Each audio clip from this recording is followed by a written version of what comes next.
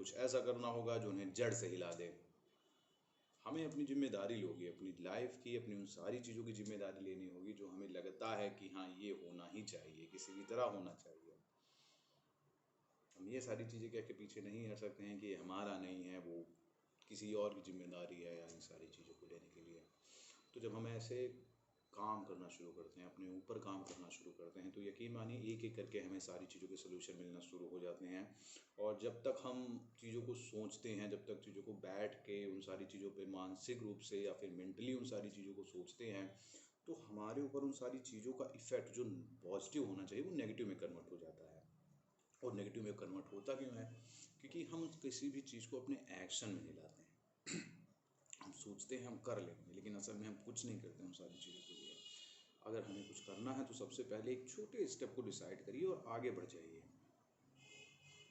ये मत सोचिए कि कर लेंगे, ये मत सोचिए कि हो जाएगा, ऐसी कोई चीज़ होती नहीं है। सिर्फ आप अपने आप को मूर्ख बना रहे हैं। समय बीतेगा तो प्रॉब्लम आएंगी, आप उसी तरह जहाँ थे वहीं रह जाएंगे। बहुत कम ऐसे लोग होते हैं जो अपनी लाइफ में किसी बड़े लेवल पर परिवर्तन कर पाते हैं, या यूँ कह लीजिए कि वो बचपन से ही इतने ज़्यादा क्यूरियस होते हैं, बचपन से ही उनके दिमाग की प्रोग्रामिंग इस हद तक होती है कि उनका सफल होना तय है। ज़्यादातर लोग ऐसे हैं जिनकी प्रोग्रामिंग ही गलत की जाती है, इसलिए वो असफल हैं।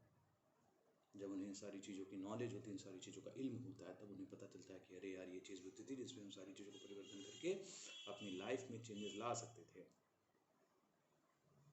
लेकिन ऐसा नहीं हुआ।